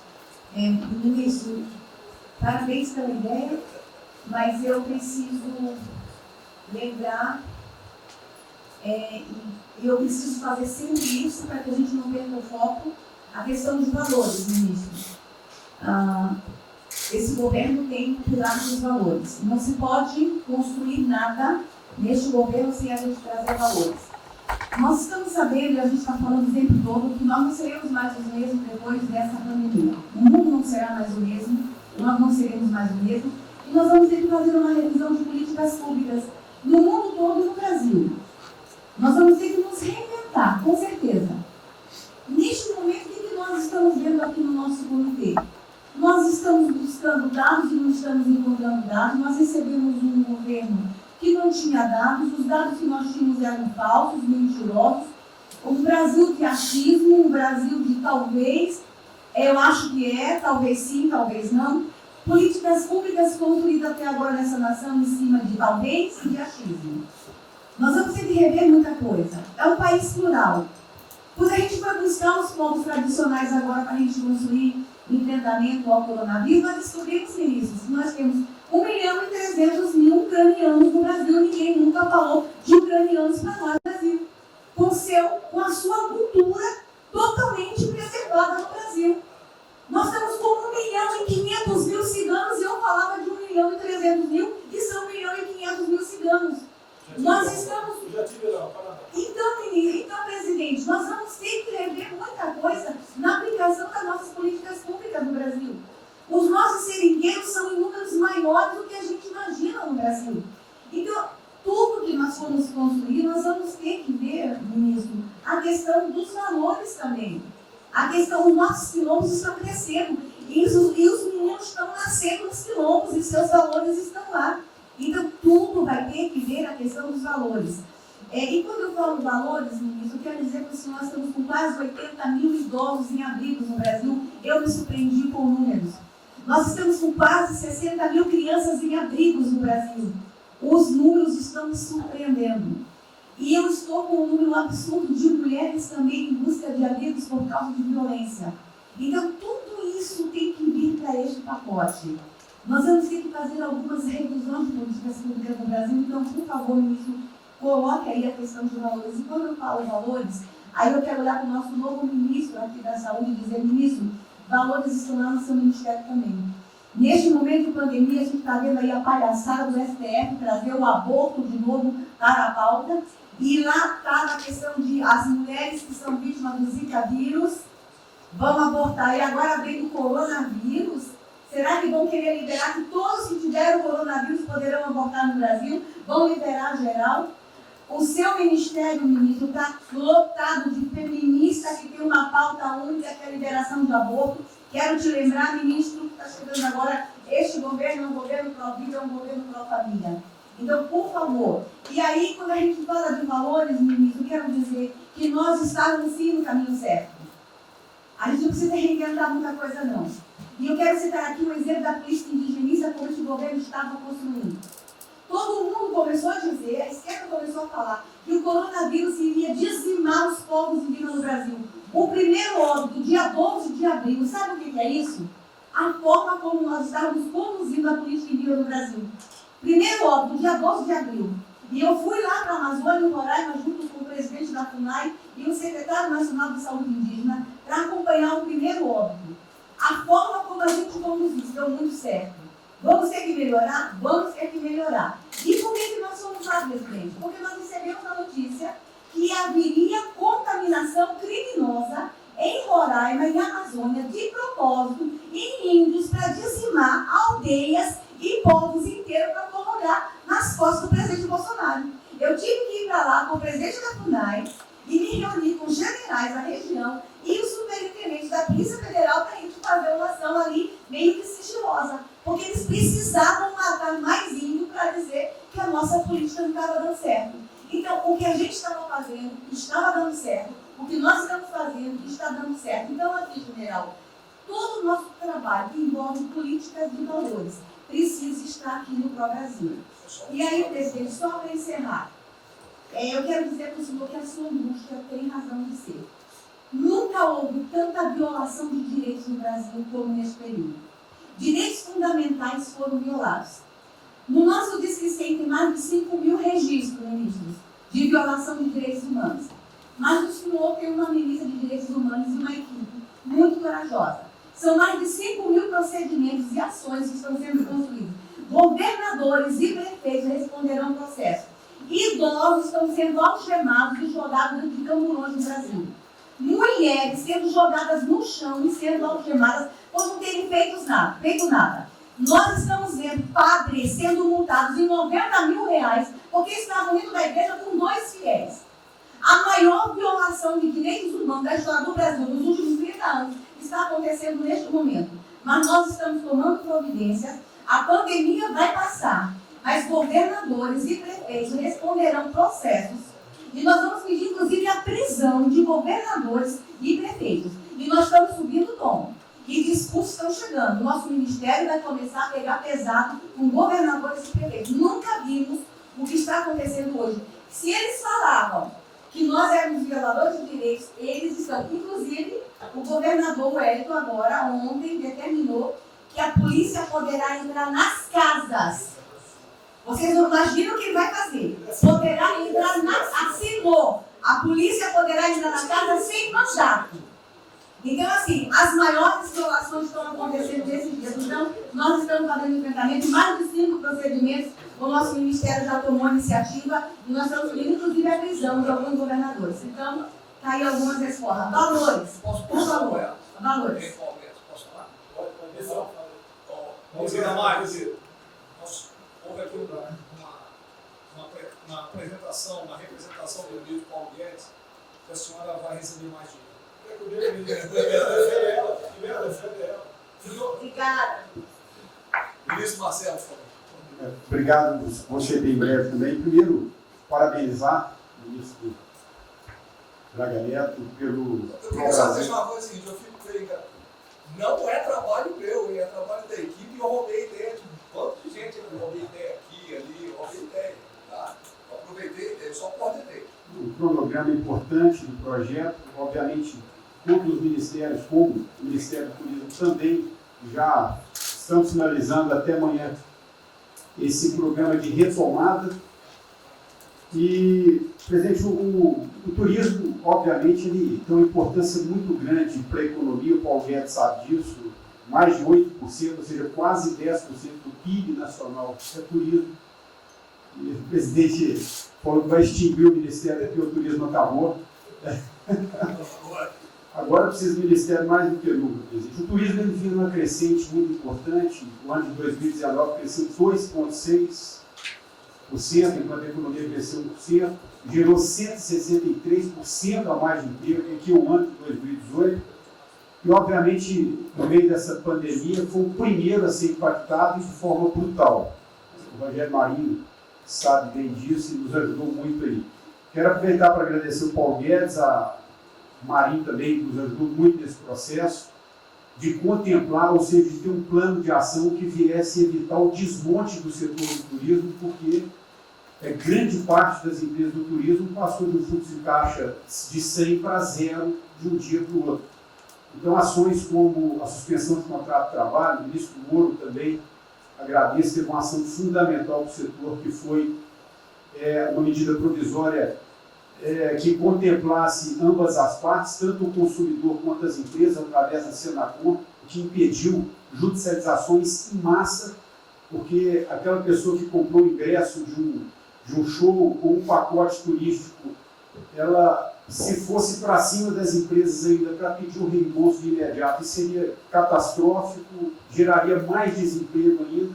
Então, essa medida provisória garantiu que as empresas pudessem ter um fôlego, um prazo aí de até 12 meses para fazer esse reembolso. O terceiro ponto foi a questão dos créditos, que está terminando de ser fechado junto ao BNDES. Agradeço muito aí também o Montesano, a Caixa Econômica também, o Pedro, o ministro Paulo Guedes, que o entrave maior estava na questão das garantias, mas a gente está conseguindo finalizar esse modelo de crédito para contemplar a todos, desde o MEI ao micro, pequeno, médio, o grande empresário no Brasil do setor turístico. O setor, presidente, ficou muito feliz, se sentindo contemplado por todas essas ações medidas por parte do governo federal. O setor do turismo no Brasil fizeram cartas com as principais associações agradecendo a postura do governo federal em relação a isso. Eu quero, presidente, falar um assunto aqui que talvez seja muito polêmico, mas eu acho que é importante esse debate nesse momento. Aí eu falo também para a ministra Damares, que eu sei que é uma pauta muito sensível também a ela, que é a questão, presidente, porque o Ministério do Turismo agora tem que ter um planejamento, um plano de atração de investimentos, que é o que gera emprego, renda, é o que ajuda, obviamente, a economia do Brasil. E para isso, presidente, eu acredito que é um momento propício nesse planejamento da retomada discutir os resorts integrados. Não é legalização de jogos, não é bingo, não é caça-níquel, são resorts integrados. Obviamente, presidente, uma pauta precisa ser construída, ainda mais estou olhando para o cara aqui para mim. A pauta precisa ser construída com as bancadas da Câmara, tanto a evangélica quanto a católica, mostrando ou desmistificando vários mitos que giram em torno disso. Não sei se o ministro Paulo Guedes concorda. Nós temos a possibilidade de atrair pelo menos 40 bilhões de dólares no Brasil só de outorgas, de investimentos imediatos para essa pauta. Mas o que precisa ser feito, presidente, é realmente desmistificar a questão de evasão de divisas, de lavagem de dinheiro, de tráfico de drogas, e para isso eu sugeriria que nesse debate pudéssemos contar com o Ministério da Justiça, através da Polícia Federal, o Ministério Público na mesa, a Receita Federal, os órgãos de controle, mas obviamente, presidente, uma pauta que só levaremos para frente se a gente conseguir pacificar ou nos fazer entender pela bancada evangélica, pela bancada católica, para que não haja uma distorção na comunicação disso. Tem que ser um projeto muito bem feito, que eu acredito que pode ser, nesse processo da retomada, uma grande oportunidade para o Brasil atrair grandes complexos, dos quais apenas 3% são utilizados para os cassinos. Outra, isso não tem impacto diretamente nenhum na família dos trabalhadores brasileiros. Tá mundial. Não, não é bem isso, não. Eu vou ter que começar a desmistificar para dar mais. Então, presidente, aqui, não estou dizendo que a gente tem que colocar isso como um projeto de governo, obviamente, mas abrir esse debate em torno dos resorts integrados. E para finalizar, presidente, o ministro Nelson, prazer estar aqui com a sua primeira vez, a gente fez um projeto muito bem elaborado, dentro do comitê de operações, que visa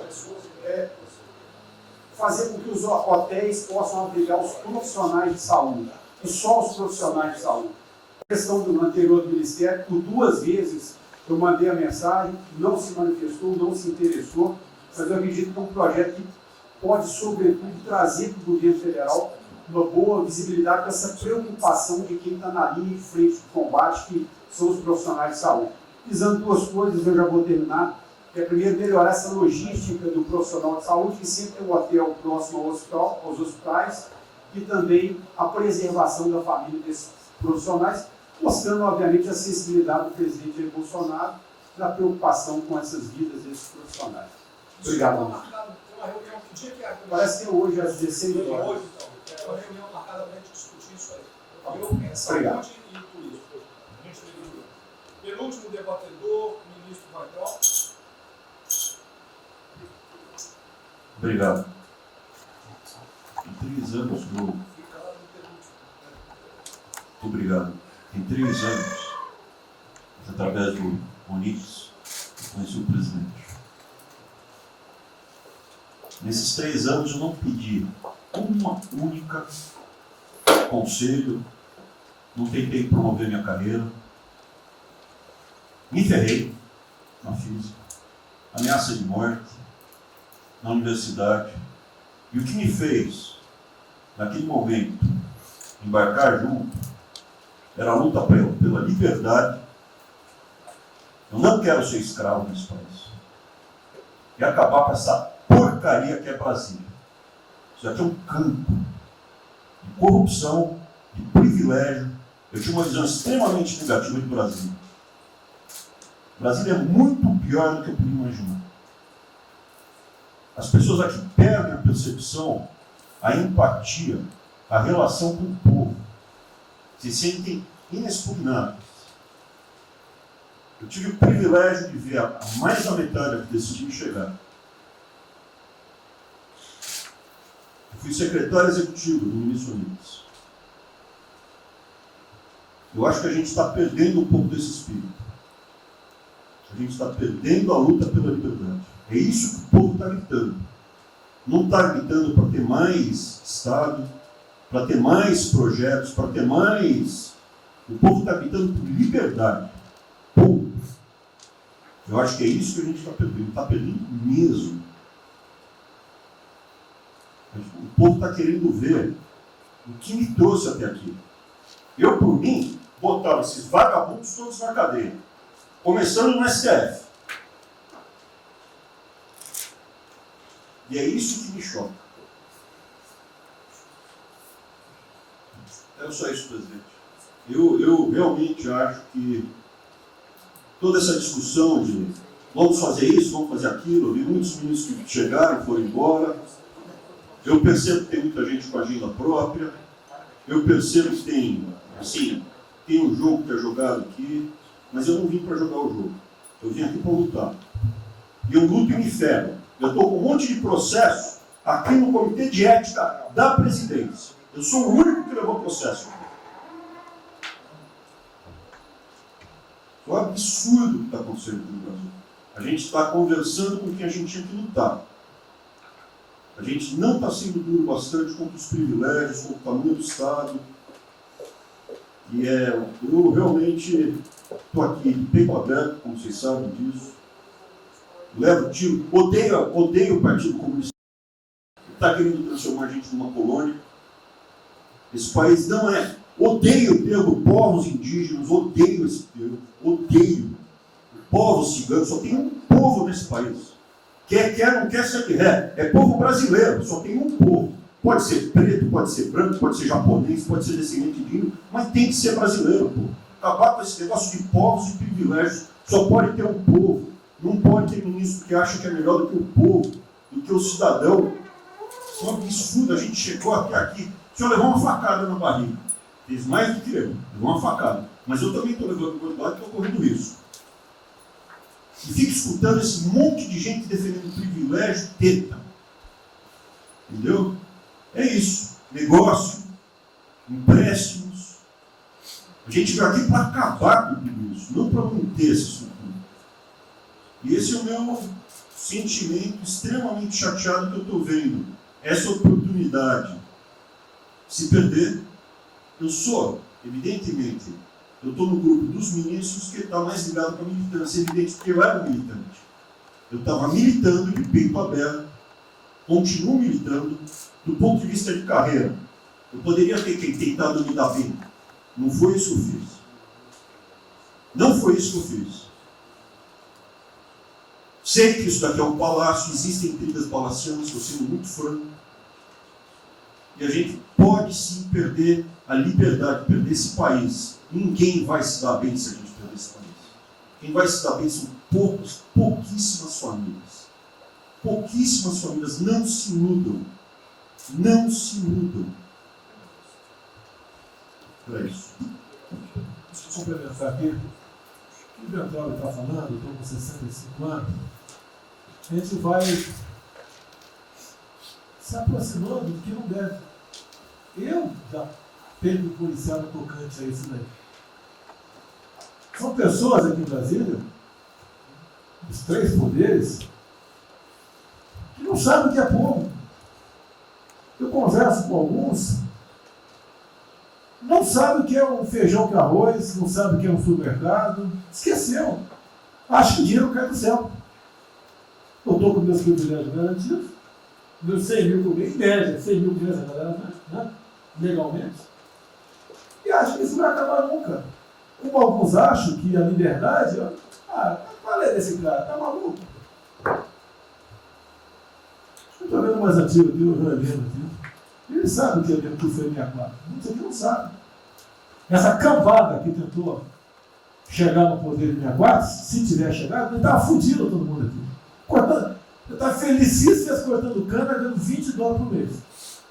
Não pode esquecer disso. Nós não podemos esquecer o que é esse povo. Eu vou convidar os ministros para domingo e passar essa semana até hoje. Convite, né? Não é missão, não, convite. Para ver como é que está o cara na esquina. Depois ver uns merda para falar aí, né? Uns merda, dizendo. O cara rompeu o isolamento, tá dando peça. Tem que ver pro cacete, pô. Ele tá passando fome, tá na merda, pô. Sentiu o cheiro de povo. Como eu falei, lá. É uma experiência para todo político sentir e lá ver como é que tá o negócio. Ou a gente tem que dar, como se fosse, né, um general na retaguarda e deixar a tropa se ferrar na frente. Não, o general tá na frente, o coronel tá na frente, o capitão tá na frente. Nós, heróis da Segunda Guerra Mundial, estiveram na frente do campo de batalha. Simples aqui, tenho certeza que nossas Forças Armadas vão cumprir com o seu papel, mas nós temos que dar exemplo. E mostrar que o Brasil não é. Eu sou mais educado que o Ventura, eu tenho que polir muito, né? O linguajar que ele usou, mas não é isso. Que o pessoal pinta por aí. Se reunindo de madrugada, para lá, para cá. Cima de informações. O meu funciona. O meu particular funciona. Os que tem oficialmente desinformam. E voltando ao tema, eu prefiro não ter informação do que ser desinformado por cima de informações que eu tenho. Então, pessoal, muitos vão poder sair do Brasil. Mas não quero sair, ver a minha irmã de Odorá, Ponta de Cajati, o coitado do meu irmão capitão do exército de Miracatu, se fuder, pô. Como é perseguido o tempo todo. É a bosta da Folha de São Paulo, diz que meu irmão foi expulso de um açougue em registro, que estava comprando carne sem máscara. Comprovou no papel, estava em São Paulo esse dia. O dono do restaurante, do açougue, falou que não estava lá. E fica por isso mesmo, isso aqui é problema dele. Né? Mas é a putaria o tempo todo para me atingir, mexendo na minha família. Já tentei trocar a gente da segurança nossa no Rio de Janeiro, oficialmente, e não consegui. Isso acabou. Eu não vou esperar fuder minha família toda, de sacanagem, o amigo meu, porque eu não posso trocar alguém da segurança na ponta da linha que pertence à estrutura. Vai trocar. Se não puder trocar, troca o chefe dele. Pode trocar o chefe dele, troca o ministro. E ponto final. Não estamos aqui para brincadeira. Eu tenho um garoto aqui, com todo respeito, do BNDES. Eu conhecia, ele usava calção lá. Pode ver se Estados Unidos para cá, podia estar muito bem lá. Veio para cá, eu tentava voltar para o Brasil com o vídeo do Paulinho. E amigos, mais mesmo, você se lembra, Paulinho? Eu não lembro dos teus pais, de você, tá certo? Mas alguém que está investindo aqui. E todos nós temos que pensar nisso. O que esses filhos de Maia querem é a nossa liberdade. Olha, como é fácil impor uma ditadura no Brasil, como é fácil. O povo da América, por isso que eu quero, ministro da Justiça, ministro da Defesa, que o povo se abre. Que é a garantia que não vai ter um filho da puta aparecer para impor uma ditadura aqui. Que é fácil impor uma ditadura. Facílimo. Bosta no prefeito, faz um bosta no decreto, algema e deixa todo mundo dentro de casa. Se ele tivesse armado, ia para a rua.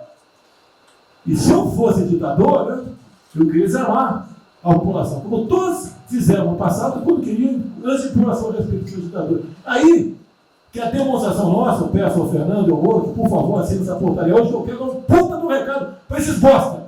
Por que eu estou armando o povo? Porque eu não quero uma ditadura. E não dá para segurar mais. Não dá para segurar mais.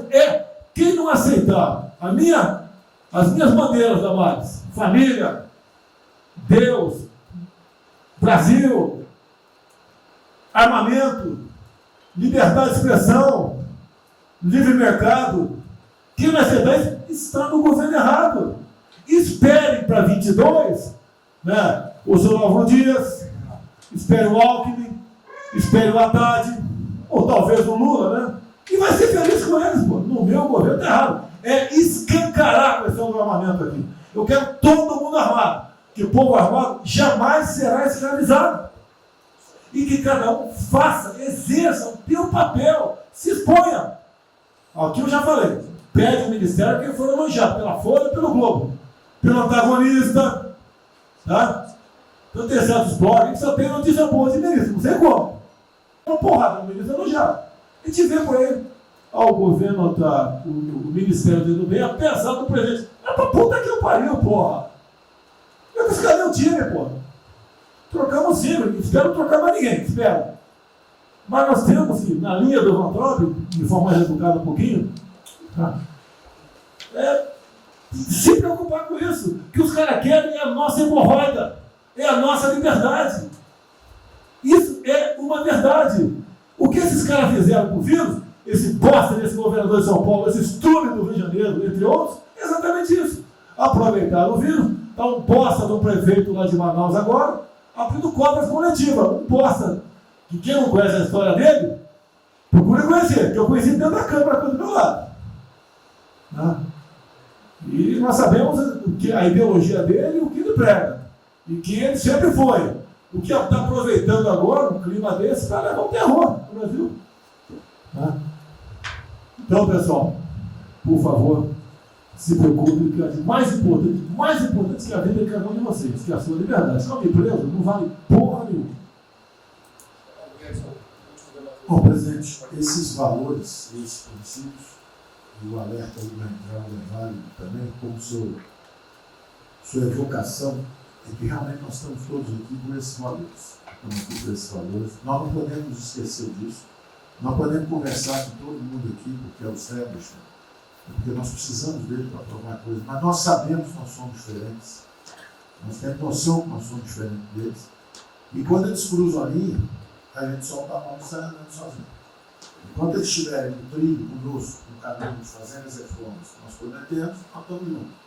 Mas o cara soltou a mão, passou por lá de lá, deixa o cara sozinho, a gente continua sozinho e vai procurar outra conversa, em outro lugar. Então, eu acho que manter essa ideia que nos trouxe aqui, e eu tenho dito isso em todo lugar, e lá fora, eu converso. Semana passada, eu conversei com os ministros da Fazenda do G20, conversei com os ministros também de Economia dos BRICS, e a mensagem que eu levo é sempre a mesma: o Brasil vai surpreender o mundo.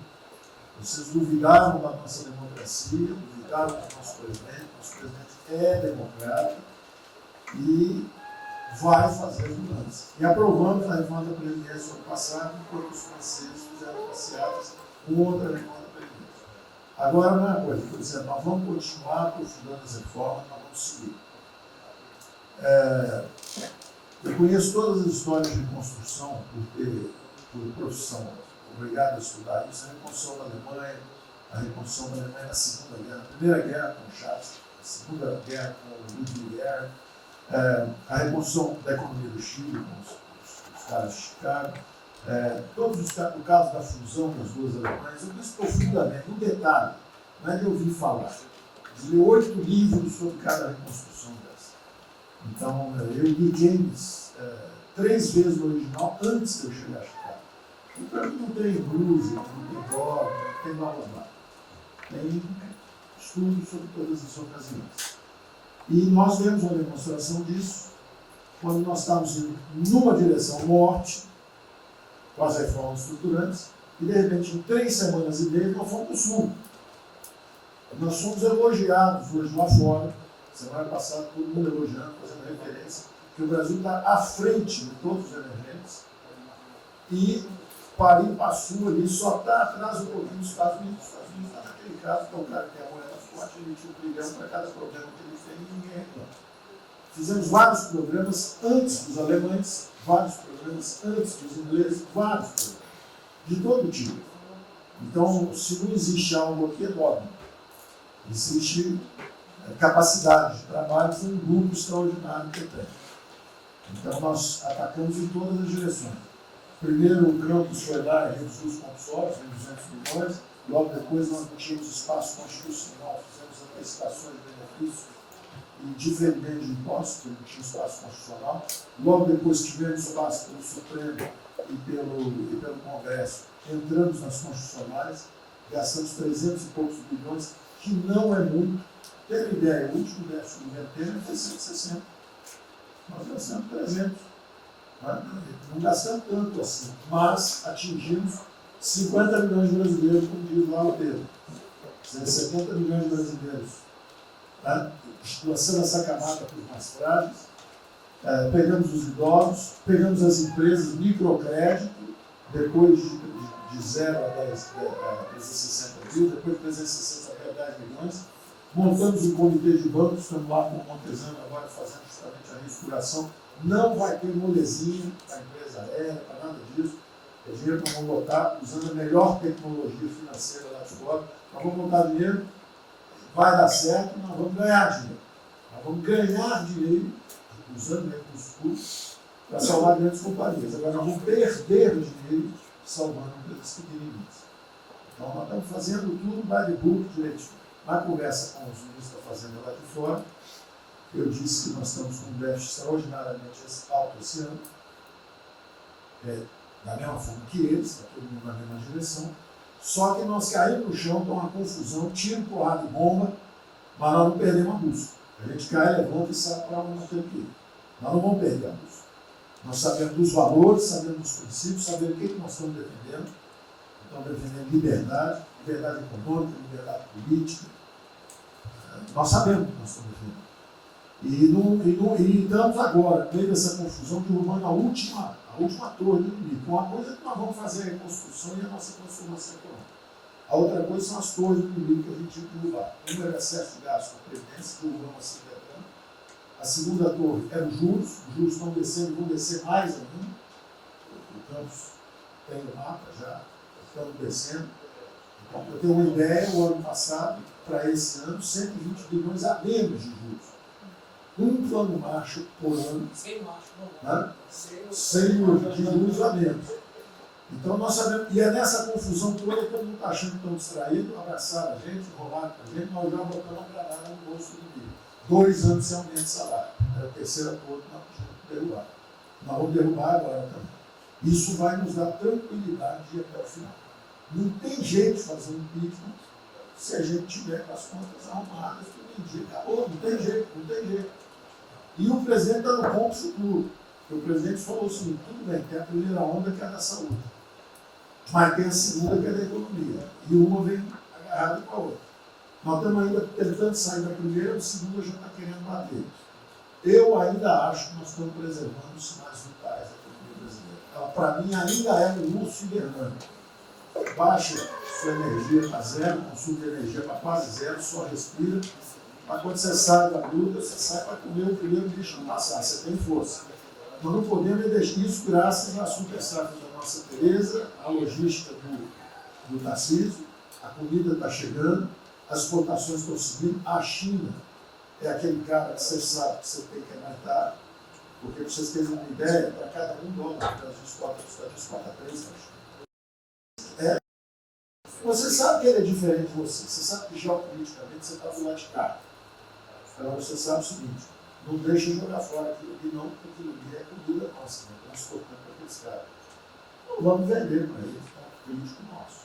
Nós vamos vender a nossa soja para eles. Isso a gente pode vender à vontade. Eles vão comer. A Índia também vai precisar comer. Vai ser o trading da água. Eles vão dizer que é a melhor trading da água. Um dia alguém comentou comigo, acho que foi Campos. É o trading da água. Os caras precisam de alimento, não tem água, nós temos muito mais água do que eles têm. Então eles vão ter que abrir mão da agricultura para fazer outras coisas e nós vamos poder exportar para eles também.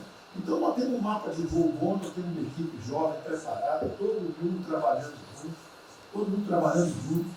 E nós não vamos perder o rumo, nós não podemos perder o rumo. Então vai ter muita conversa, vamos para cá, vamos para lá, vamos fazer isso, vamos fazer aquilo. Não vamos perder o rumo, não. Pode dar investimento, bota peruca loura, passa batom vermelho, faz uma opção de coisa que for necessária politicamente, mas não vão perder o rumo econômico, não, nós sabemos onde nós estamos.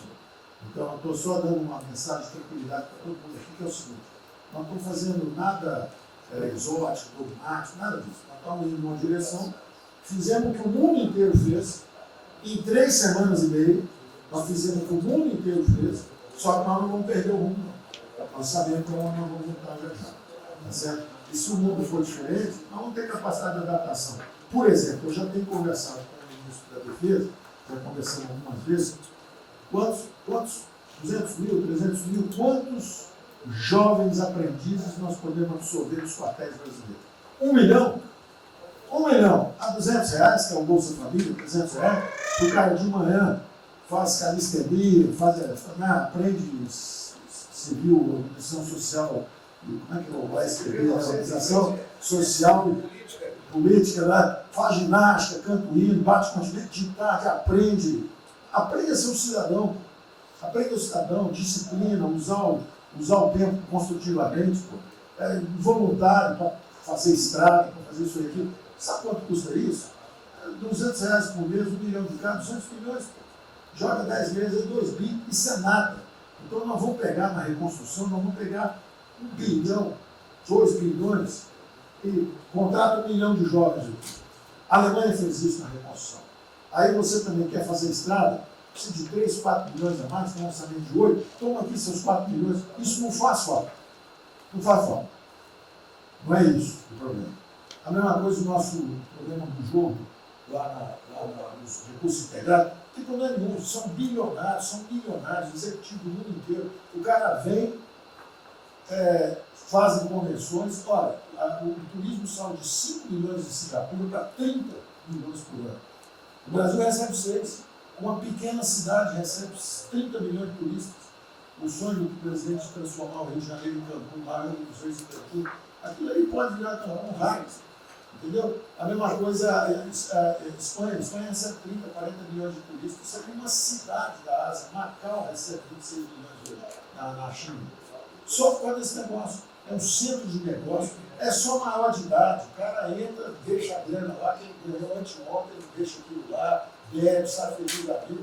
Aquilo ali não atrapalha ninguém. Aquilo não atrapalha ninguém. Deixa cada um se fuder.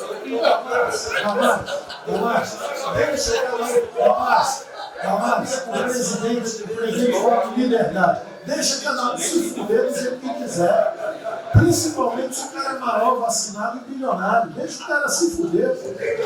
Lá não entra nenhum brasileirinho. Não entra nenhum brasileirinho desprotegido. Se a CGU tiver como controlar a entrada e a saída do dinheiro. Isso, então vamos lá. Se não tiver como lavar dinheiro. Então, só para terminar as observações também finais ali, o Campos falou 2 coisas também interessantes. Então, o Campos falou 2 coisas interessantes ali. Uma é o seguinte: o estrangeiro para vir fazer investimento, eu recebi o embaixador, já reportei isso para o presidente, eu recebi o embaixador dos Estados Unidos e ele veio conversar conosco. A mensagem maior dele era uma só. Assim, olha, nós queremos um bom ambiente de negócio. Nós vamos colocar centenas de milhões de dólares. O mundo inteiro quer investir no Brasil. Agora nós precisamos de um bom ambiente de negócio. Simplificação de impostos, segurança jurídica, coisa desse tipo. Né? Então, o secretário do Comércio americano, que é o Wilbur Ross, o cara me disse o seguinte: eu só tenho um conselho para vocês. Vamos aderir ao GPA, que é o General Purchasing Agreement, que é o seguinte: é um acordo, nós com a entrada na OECD, nós assinamos esse acordo, e esse acordo diz o seguinte: não pode haver nenhuma compra governamental sem transparência. Acabou. Então não basta a gente fazer isso, quer dizer, não vai fazer concorrência para concessão, privatização. Então nós já estamos na pista certa, já estamos indo na direção certa. Só uma informação sobre isso aí. Eu fiz uma reunião com o pessoal da CDE essa semana, agora foi semana passada, falando do nosso interesse. Eles falaram que já nos consideram da CDE. Sim. Tá? Então, os ministérios, estou falando isso porque vários ministérios têm uma pauta a cumprir. Vamos continuar nisso porque a impressão foi excepcional. Isso. Só um dado aqui do ACDE, rapidamente do ACDE, não, o embaixador disse isso. O embaixador disse: nós não podemos perder a oportunidade. O presidente está tão próximo aqui. Os nossos 2 presidentes estão próximos. Nós não podemos perder essa oportunidade. O presidente da OCDE disse que realmente os Estados Unidos, que era, vamos dizer assim, tinha uma certa objeção, agora já está favorável. Ministro, é só um dado: a OCDE, dos países que hoje integram a OCDE já contam com os resorts integrados. Os outros 10% são muçulmanos. 88% tem um ensino domiciliar. Então a gente vai entrar com a MT hoje lá, tá? Homeschooling. Homeschooling. Obrigada.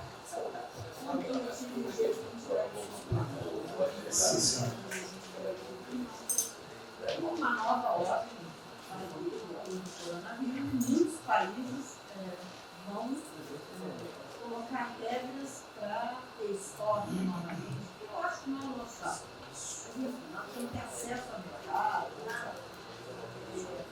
mas nós precisamos incentivar o turismo. É o único produto que o Brasil não é autossuficiente. O resto, se amanhã quiser fechar, temos 2 milhões. Nós temos 2 milhões, mas nós temos 2 milhões de hectares na linha Mato-Piba, prontos, inclusive com a Embrapa, com variedades super produtivas para poder investir lá. Precisa de dinheiro. Uma última coisa. O dinheiro que volta, financiamento. Nós precisamos baixar os juros. A agricultura não aguenta 9% de juros, é muito alto. Sobre o Brasil não fala nada, não? O Banco do Brasil não está tudo em cobra. O Banco do Brasil não está tudo em cobra, não precisa nem privado nem público. Então, se for apertar o Rubem, coitado, ele é super liberal. Mas se apertar ele e falar, bota o juro baixo, eu não posso, senão os privados, meus minoritários me apertam. Aí você fala assim, bota o juro alto, eu não posso, porque senão o governo me aperta. O Banco do Brasil é um caso pronto de privatização. É um caso pronto, que a gente não está dando espaço. Só já notou que o BNDES e a Caixa, que são nossos públicos, a gente faz o que a gente quer. O Banco Brasileiro não consegue fazer nada, ele tem um liberal lá. Então tem que vender essa peça logo. Apesar de todo o aumento de risco que passou a haver no sistema bancário, o Banco do Brasil está expandindo bastante seus empréstimos e a agricultura, a ministra Tereza Cristina testemunha aqui de que o apoio está sendo muito grande e nós estamos numa situação confortável, ministro, porque, primeiro porque em termos de liquidez, o público vê o Banco do Brasil como um porto seguro. Então, nós não estamos tendo problemas que outros bancos estão tendo, de preocupação com a liquidez do banco, a rigidez do banco. E na nossa formação de resultado, as pessoas físicas não têm um papel preponderante dentro do Banco do Brasil. E nós temos a felicidade, nesse momento, de contar com folhas de pagamento de empresas públicas, das Forças Armadas, né? que, em termos relativos, estão numa situação mais segura do que o cidadão comum, que não participa de empresas públicas. Mas só confessa o seu sonho. Confessa o sonho. Confessa o seu sonho. Em relação à privatização, Foi 23 da confessa agora, em relação à privatização, eu acho que fica claro que com o BNDES cuidando do desenvolvimento, com a Caixa cuidando da área social, o Banco do Brasil estaria pronto para um programa de privatização. Né? Mas isso a gente pode fazer. Só se discute, só se fala isso em 23. A gente pode fazer um seminário aí, possa escrever. Porque o Banco do Brasil, no passado, teve muitos privilégios pelo fato de ser público. Né? As folhas de pagamento vinham naturalmente do Banco do Brasil para a Caixa. A administração dos depósitos judiciais eram sempre do Banco do Brasil e da Caixa. Hoje isso tudo é processo de concorrência. Nós temos que pagar muito caro por esses antigos privilégios que não são mais privilégios. E fica só o lado ruim de ser estatal, pesando no Banco do Brasil. Porque a gente não tem a mesma facilidade de contratação, a gente não tem a mesma facilidade de demissão de novos funcionários, e vai por diante. Quer dizer, tudo tem que submeter ao governo, tem o Tribunal de Contas travando tudo. Né? O Tribunal de Contas, hoje em dia, é uma usina de terror. Se a gente faz alguma coisa, está arriscado dentro da cadeia. Se não faz, é processado por inação. Você não tomou as providências que tinha que ter tomado. Virou um terror isso. Se ficar o bicho quieto, se correu para o ponto. Agora, eu queria se me perder, eu queria fazer uma observação rápida sobre a área de medicina. Eu acompanho os números diariamente. Eu vejo que os óbitos, eles chegaram diários, passaram de 200 durante alguns dias, 4, 5 dias, mais de 200 pessoas sendo mortas.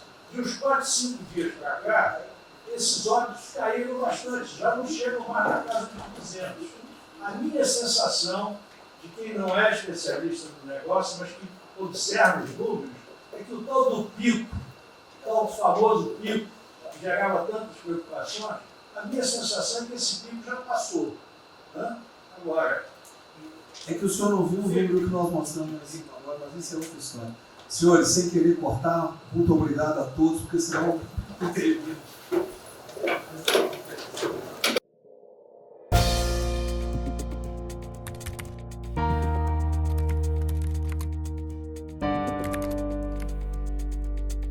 Thank you.